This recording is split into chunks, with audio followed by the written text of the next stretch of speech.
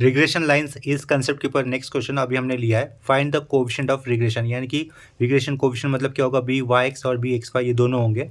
आगे पूछा and hence obtain the equation of the lines बोला है उन्होंने of regression for the following data, यानी कि regression line y on x as well as regression line x on y, ये हमें दोनों निकालना है, एक्स और वाई की वैल्यू दी हुई है। ठीक है, ये क्वेश्चन एग्जाम पेपर में आया हुआ था। देखो यहाँ पर क्वेश्चन नंबर 4 का बी दिख रहा है ना आपको, ये 6 मार्क के लिए पूछा हुआ था क्वेश्चन है यहाँ पर। ठीक है, मुंबई यूनिवर्सिटी में ये क्वेश्चन 6 मार्क के लिए पूछा हुआ था। ठीक है, तो ये सेम क्वेश्चन मैंने नीचे उतार दिया है, इसको अभी हम लोग सॉल्व करेंगे। ठीक है, तो इसके बाद फर्स्ट स्टेप में हमें क्या लिखना होगा, राइटिंग टेबल एज फॉलोज। उसके बाद हम लोग दिए हुए जो एक्स और वाई की वैल्यूज है उनको कॉलम में लिख देंगे, यानी कि एक्स का कॉलम आएगा, बाद में वाई का कॉलम आएगा, उसके बाद एक्स स्क्वायर का कॉलम आएगा, उसके बाद वाई स्क्वायर का कॉलम आएगा, उसके बाद एक्स और वाई इन दोनों के मल्टीप्लिकेशन का कॉलम आएगा। ठीक है, देखो इसका आंसर निकालने के लिए ये वाले एरो से मैं आंसर के लिए शुरुआत कर रहा हूँ। आंसर लिखने के लिए राइटिंग टेबल एज फॉलोज किया। ठीक है, राइटिंग टेबल एज फॉलोज ऐसा लिखने का जो रिक्वायर्ड कॉलम होंगे मैं यहाँ पे लिख देता हूँ, उनकी वैल्यू लिखकर, यानी कि एक्स और वाई की वैल्यू लिखकर। ठीक है, देखो यहाँ पर राइटिंग टेबल एज फॉलोज लिखने के बाद जो रिक्वायर्ड कॉलम की जरूरत थी वो मैंने यहाँ पर बना दिए। एक्स की वैल्यूज़ मैंने लिखी एक्स की कॉलम है, उसके बाद वाई वैल्यूज़ हम लोगों ने लिखी सारी वाई के कॉलम में। ठीक है, उसके बाद एक्स स्क्वायर का कॉलम लिखा हुआ है और वाई स्क्वायर का कॉलम लिखा हुआ है और साइड में लिखा हुआ है एक्स वाई। ठीक है, आगे आपको हर एक एक्स का स्क्वायर लिखने की कोई ज़रूरत नहीं है। हर एक आप लोग क्या कर सकते हो, हर एक एक्स का स्क्वायर लिख दोगे, उसका लास्ट में सबमिशन लगेगा हमें सबका, वो डायरेक्टली भी आ जाएगा कैलसी से। वो कैसे करोगे, देखो ये कैलसी को मैंने ऑन किया डायरेक्टली, मैं देखो इनिशियली कैलसी इस तरीके से रहेगा, आपका कॉम्प मोड में रहेगा। ठीक है, कॉम्प मोड से आप लोग क्या आ जाओ, कैलसी के आपके अंदर स्टैटिस्टिक्स मोड होगा, आपको स्टैटिस्टिक मोड सेलेक्ट करना होगा। ठीक है, देखो यहाँ पर कैलसी मैंने कर दिया ऑन करने पर यहाँ पर मैं आता हूँ, मुझे ये मेनू पे आता हूँ। मेनू पे मुझे क्या दिख रहा है, नंबर 6 पे मुझे स्टैटिस्टिक्स आ जाएगा। तो देखो ये नंबर 6 मैंने प्लेस कर दिया, ये स्टैटिस्टिक्स मोड में आ गया। जब आप लोग ये स्टैटिस्टिक मोड के ऊपर आ जाओगे तो यहाँ पर आपको 2 वेरिएबल सेलेक्ट करने के लिए ये वाला ऑप्शन सेलेक्ट करना है, ये नंबर 2 का। ठीक है, तो ये फंक्शन कैलसी के अकॉर्डिंग अलग अलग हो सकते हैं, तो आप यूट्यूब से चेक कर लो या फिर किसी फ्रेंड से मतलब ये मालूम कर लो कि कैलसी पे ये कैलकुलेशन किस तरीके से करना होगा। ठीक है, यूट्यूब में आपको मिल जाएगा इसका आंसर भी। तो ये सेकंड नंबर मैं सेलेक्ट कर रहा हूँ, तो यहाँ पर मैंने सेकंड नंबर सेलेक्ट कर दिया। तो यहाँ पर मुझे क्या दिख रहा है, एक्स और वाई का कॉलम फिल करने वाला ऑप्शन आया। ठीक है, तो यहाँ पर जो ऑप्शन हमें दिए थे, मतलब ये दिए थे ना वैल्यूज़, वो वैल्यूज़ मैं इस एक्स और वाई के जगह पे प्लेस कर दूंगा। ठीक है, देखो यहाँ पर मैंने जो एक्स और वाई की वैल्यूज़ दी थी यहाँ पर मैंने फीड कर दिया सारी, क्रॉस चेक भी कर लिया है कि एक्स और वाई की वैल्यू मैंने सही पुट किया कि नहीं। इसके बाद ये करने के बाद मैं क्या कर दूंगा, ये एसी वाले मोड पे जा दूंगा। ठीक है, ये एसी वाले मोड पे गया, वहाँ पे मुझे फिर से क्या दिख रहा है, यहाँ पर स्टैटिस्टिक दिख रहा है। इसके बाद मैं क्या करने वाला, ये ऑप्शन मोड पे जाऊँगा। तो ये ऑप्शन मोड मैंने सेलेक्ट किया। ऑप्शन मोड सेलेक्ट करने के बाद मुझे यहाँ पर जाना है डेटा के ऊपर। ठीक है, जब मैं डेटा के ऊपर जाता हूँ या फिर 2 वेरिएबल कैलकुलेशन के ऊपर जाता हूँ, चेक करके देखते हैं क्या मिलेगा। ये पहले तो मैं 2 वेरिएबल कैलकुलेशन ही सेलेक्ट कर लेता हूँ। यहाँ पे फिर मैंने प्रेस कर दिया ये 2 वाला नंबर। ठीक है, ये 2 नंबर प्रेस कर दिया, तो यहाँ पे देखो मुझे सारे ऑप्शन आ गए। तो ये जो फर्स्ट कॉलम होगा ना, ये जो फर्स्ट कॉलम क्या दिख रहा है आपको, एक्स बार, तो यहाँ पर फर्स्ट कॉलम का सबका एडिशन करने पर आपको एक्स बार की वैल्यू कितनी मिलेगी, 65 मिलेगी। ठीक है, वो कैसे लिखोगे, देखो यहाँ पर वैल्यू कितनी दिख रही है, 65, और समेशन एक्स, यानी कि जो एक्स के अंदर जितनी भी वैल्यूज लिखी है उन सबका एडिशन कितना होगा, समेशन एक्स लिखा जाएगा, वो कितना आ रहा है, 650। तो ये एडिशन किए बगैर मैं डायरेक्टली यहाँ पर समेशन एक्स लिख दूंगा, वो कितना होगा, 650। ठीक है, इसी तरीके से सब इस वाई वाले कॉलम को सबका एडिशन किए बगैर मैं यहाँ पे क्या लिख दूंगा, समेशन वाई लिख दूंगा, वाई इक्वल टू ये वाले कॉलम में मुझे क्या मिल जाएगा, समेशन एक्स स्क्वायर, ये वाले कॉलम से क्या मिलेगा, समेशन वाई स्क्वायर, और ये वाले कॉलम के लास्ट में मैं क्या लिख सकता हूँ, समेशन एक्स वाई। ठीक है, इतना आपको करना है। ये अंदर वाला काम आप लोग कैलकुलेट करने का मत करो, ये डायरेक्टली कैलसी से ही निकालो, ये काम आपका बहुत ही आसान हो जाएगा। ठीक है, तो समेशन वाई मुझे लिखना था, तो देखो समेशन वाई यहाँ से मैं स्क्रॉल करके क्या लिख सकता हूँ, साइड में मुझे क्या दिख रहा है, समेशन एक्स स्क्वायर भी दिख रहा है ना कहीं। देखो समेशन एक्स स्क्वायर कितना दिख रहा है, 47648। ठीक है, वो लिख लेता हूँ मैं, समेशन एक्स स्क्वायर कितना लिखूंगा, 47648 था। ठीक है, समेशन अभी वाई लिखना है, समेशन वाई नीचे स्क्रॉल कर लेता हूँ, समेशन वाई कितना दिख रहा है हमें, 660 दिख रहा है, 660, तो समेशन वाई लिखूंगा मैं 660। ठीक है, अभी मुझे क्या लिखना है, साइड वाले कॉलम में समेशन वाई स्क्वायर लिखना होगा। समेशन वाई स्क्वायर देखो कितना आ रहा है, 45784, 45784। ठीक है, और समेशन एक्स वाई के लिए और भी हमें नीचे स्क्रॉल करना होगा, ये वाला कॉलम देखो लास्ट से थर्ड वाला, समेशन एक्स वाई 45604। 45604। ठीक है, ये होगी अपनी रिक्वायर्ड वैल्यूज़। तो आप लोग इसके अंदर वाला पार्ट तो एम्प्टी नहीं रख सकते, तो उसे कैसे फिल करोगे? डायरेक्टली आप लोग क्या करोगे, इसे 78 स्क्वायर लिख दो, यानी कि सिंबल में लिख दो। यहाँ पे क्या लिखोगे 78 स्क्वायर, यहाँ पे क्या लिखोगे 84 का स्क्वायर, यहाँ पे क्या लिख दोगे 78 इंटू 84। ठीक है, इसका आंसर लिखने की कोई ज़रूरत है नहीं। आपको मैटर क्या करता है, ये जो नीचे की वैल्यूज़ है वो ज़्यादा मैटर करता है, और ये आप लोगों ने कैलसी से ही सॉल्व किया है तो ये सही होगी, ये गलत आने के चांसेस भी नहीं होगा। ठीक है, तो ये अंदर वाले पार्ट को मैं लिख लेता हूँ ठीक से। देखो यहाँ पर टेबल के अंदर सारी वैल्यूज़ मैंने लिख दी है। मेन काम क्या रहेगा अपना, ये नीचे वाली वैल्यूज़ ही रहेगी, summation x, summation y, summation x square, summation y square, summation x y. इसके आगे हमें क्या यूज़ करना था, सम एक्स बार और वाई बार भी निकालना था। ठीक है, एक्स बार और वाई बार का फॉर्मूला हमने क्या देखा था पिछले लेक्चर में, एक्स बार इक्वल टू क्या लिखा था, summation x upon n. N कितना था 10 है इस केस में। ठीक है, कैलसी पे भी आया हुआ था, एल की वैल्यू कैलसी पे भी लिखा हुआ था। ठीक है, इधर देखो कैलसी ने भी हमें एन का वैल्यू दिखाया था, ये दिख रहा है आपको एन 10। तो नीचे मुझे पहले एन लिख लेता हूँ ये, इसके बाद एक्स बार मैं कैलकुलेट कर सकता हूँ, जो कि हमें डायरेक्टली भी मिला था, लेकिन मैं यहाँ से निकाल लेता हूँ।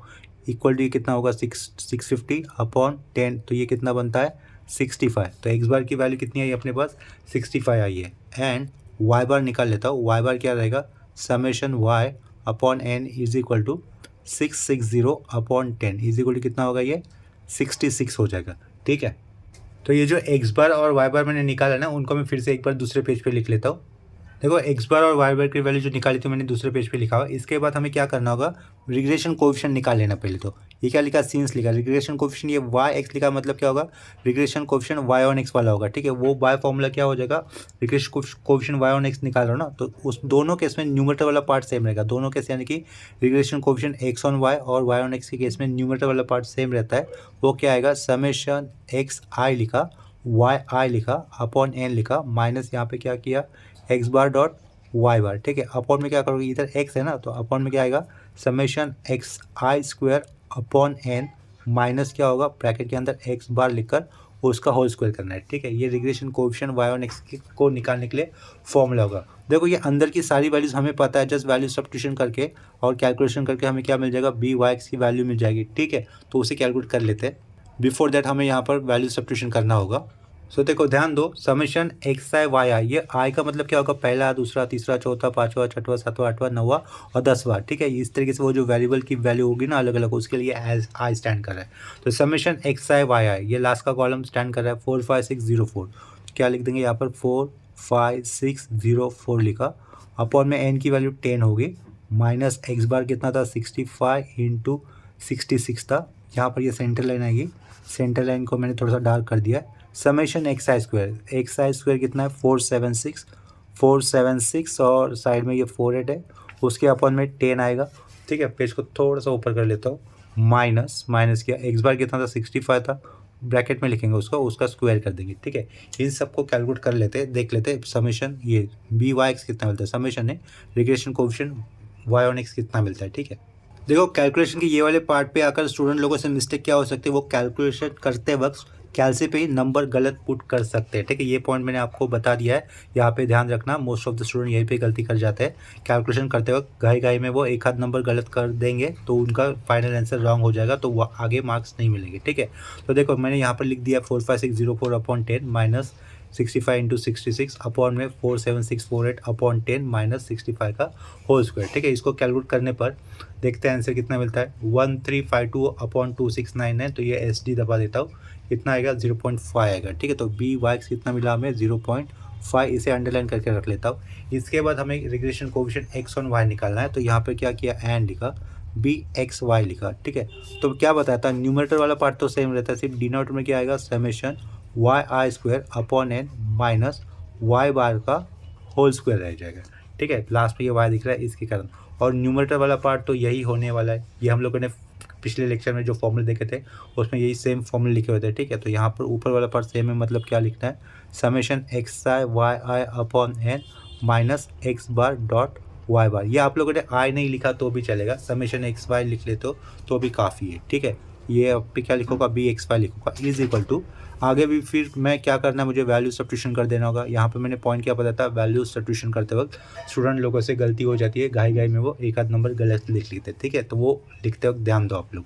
समेशन वाई आई स्क्वायर हमें दिया हुआ था 45784, 4 5 7 8 4 अपॉन का यहाँ पर क्या आएगा 10 आएगा, एन का वैल्यू वाई बार कितना था 66, तो यहाँ पे क्या लिखोगे 66 का होल स्क्वायर, ठीक है, ये बीच में माइनस है, ऊपर क्या है समेशन एक्स आई वाई है, ऊपर की वैल्यू 45604 अपॉन का ये 10 माइनस एक 65 इंटू 66, ठीक है, इसको कैलकुलेट करते हैं।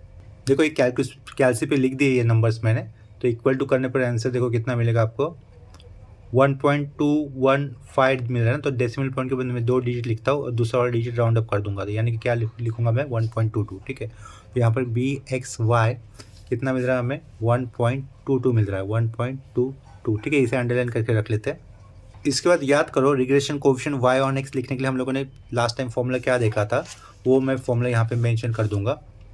देखो यहाँ पर क्या मेंशन किया हुआ है, regression line y on x is given by y minus y bar is equal to b Y x, bracket के अंदर x माइनस एक्स बार, इस तरीके का वो फॉर्मूला था, ठीक है। ये y एज इट इज रखा, y बार की वैल्यू कितनी थी 66, ठीक है। बी वाई एक्स कितना आया था 0.5 आया हुआ था, ब्रैकेट के अंदर x माइनस एक्स बार की वैल्यू कितनी लिखोगे 65 लिखोगे, ठीक है। ये y इज इक्वल टू ये माइनस 66 से इक्वल टू क्या आगे जाएगा तो क्या हो जाएगा प्लस हो जाएगा, और ये 0.5 हम लोग अंदर मल्टीपल कर देंगे, ठीक है। तो यहाँ पे क्या लिखा 0.5 x लिखा माइनस 65 इंटू 0.5, ठीक है, उसका आंसर आएगा 32.5, तो वो माइनस 32.5 लिखेंगे हम लोग, और ये माइनस 66 इक्वल टू क्या आगे जाएगा तो वो क्या बनता है प्लस 66, ठीक है। तो ये y इज इक्वल टू क्या आएगा 0.5 x होगा, यहाँ पे प्लस में आंसर आएगा 66 माइनस 32.5 करना है हमें, 66 माइनस 32.5, ठीक है, तो उसका आंसर कितना आएगा 33.5। तो ये है अपना required regression line y on x वाला 33.5 आएगा, ठीक है।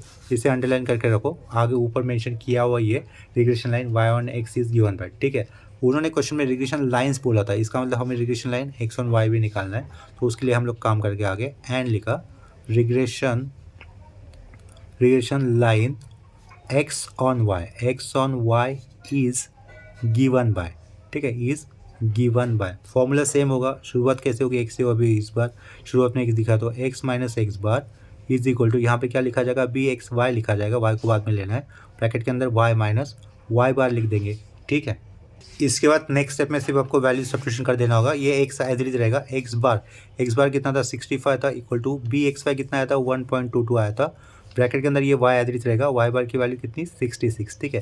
तो ये माइनस 65 इक्वल टू के आगे जाएगा तो क्या होगा प्लस 65 हो जाएगा, बिफोर दैट 1.22 से हमें किससे मल्टीपल करना है इस y को, ठीक है, ये माइनस 1.22 मल्टीपल करेगा 66 को, ठीक है। 1.22 66 से मल्टीपल करने पर आपको आंसर मिलेगा 80.52, लेकिन यहाँ पर नेगेटिव साइन है तो हम लोग क्या लिखेंगे 80.52 को माइनस साइन देंगे, और ये माइनस 65 इक्वल टू के आगे आने पर क्या बनता है प्लस 65, ठीक है। तो इनके बीच का जो भी आंसर आएगा वो लिख देंगे, वो माइनस रहेगा, लेफ्ट साइड में ये x आएगा 1.22, ये y लिखा। बहुत स्टूडेंट घाई में यहाँ पर प्लस साइन लिखेंगे तो उनको मार्क्स कट जाएंगे, ठीक है, ध्यान दो प्लस माइनस पे ध्यान देना चाहिए कैलकुलेशन करते हो, ठीक है। स्टैटिस्टिक्स बहुत इजी टॉपिक है, लेकिन अगर नंबर में गलती करोगे कैलकुलेशन करते वक्त तो कोई मार्क्स नहीं मिलने वाला।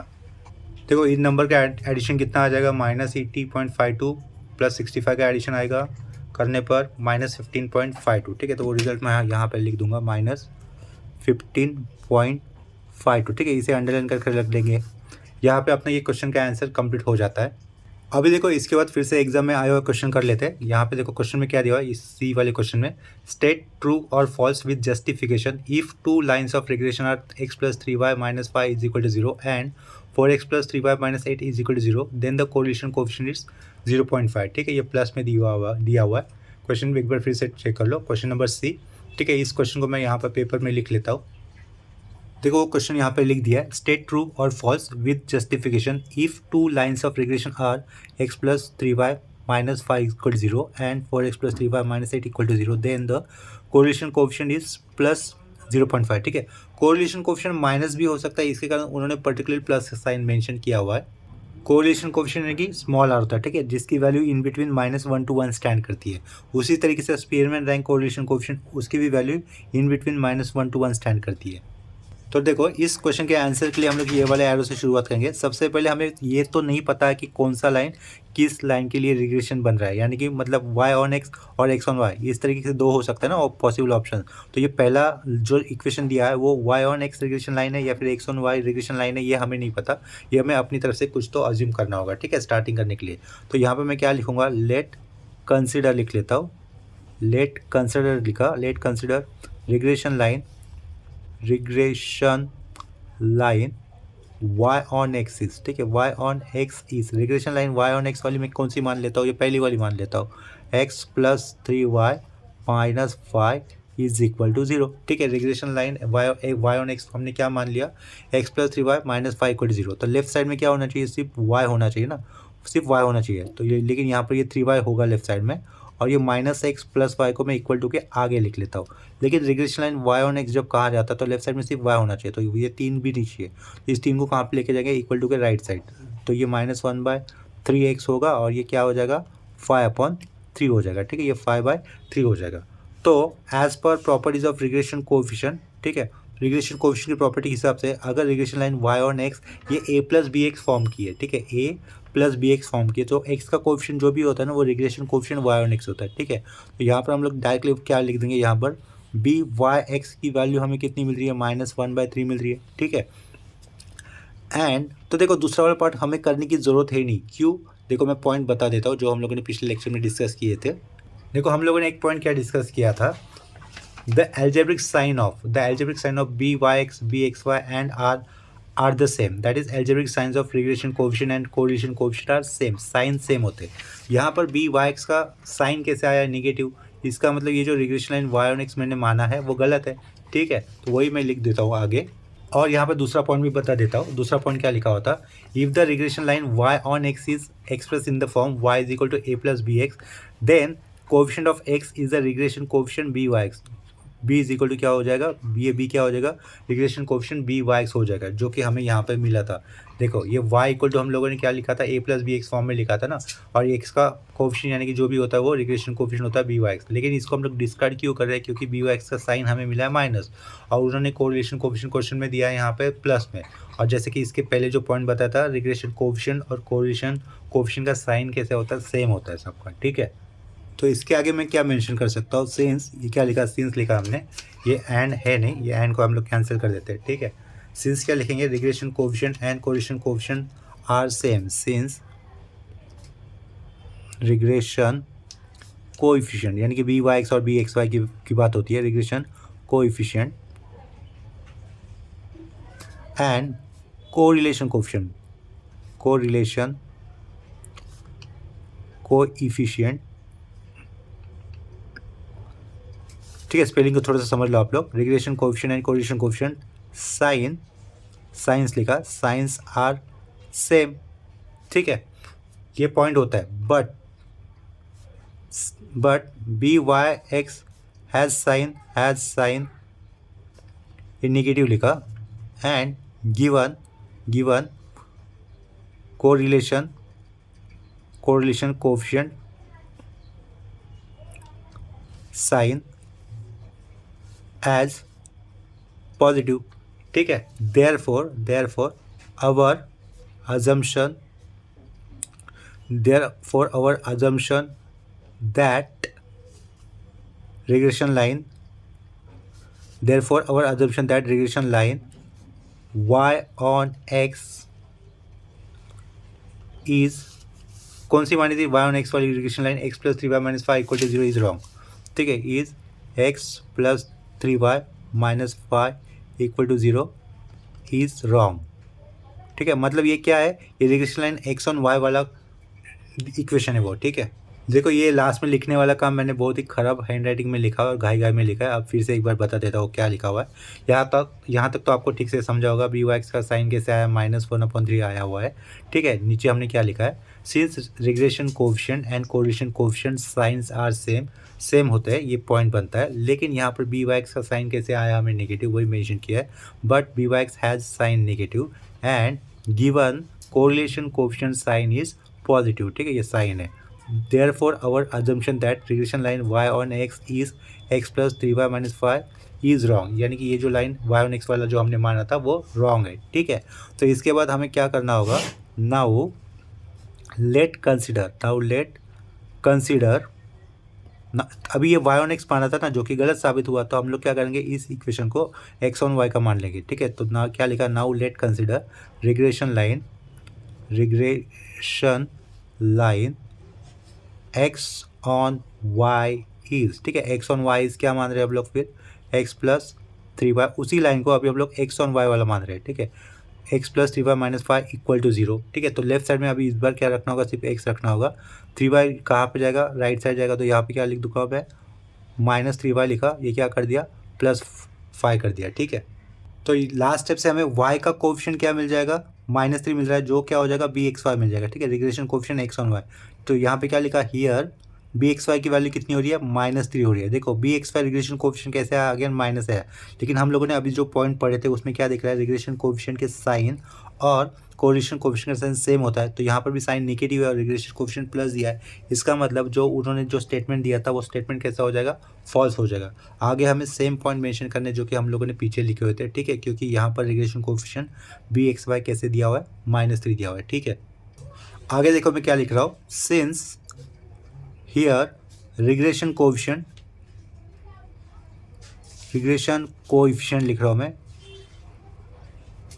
bxy इज नेगेटिव, ठीक है। यह regression coefficient bxy is negative and correlation coefficient is positive, ठीक है। But regression coefficient and correlation coefficient has same sign, वो वाला पॉइंट मेंशन कर देता हूँ, वो पॉइंट यहाँ पे मेंशन कर दिया। But regression coefficient and correlation coefficient has same science, therefore given statement is, हम लोग क्या लिख सकते हैं, फॉल्स लिख सकते हैं। ट्रू और फॉल्स पूछा था ना, therefore given statement is false, ठीक है। यहाँ पर फिर मैं अंडरलाइन करके रख लेता हूँ।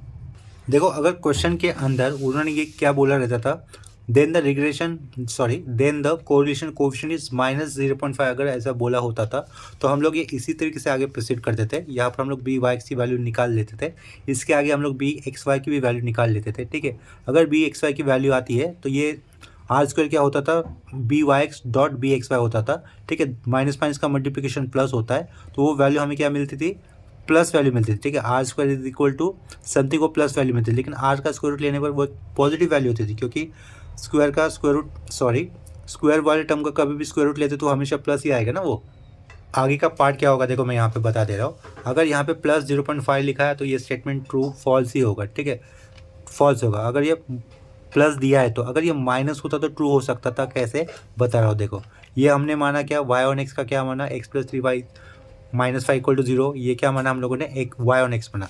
तो दूसरा वाला ये इक्वेशन क्या होता था, एक्स ऑन वाई होता था, तो उसको मैं साइड में कर देता हूँ, ठीक है।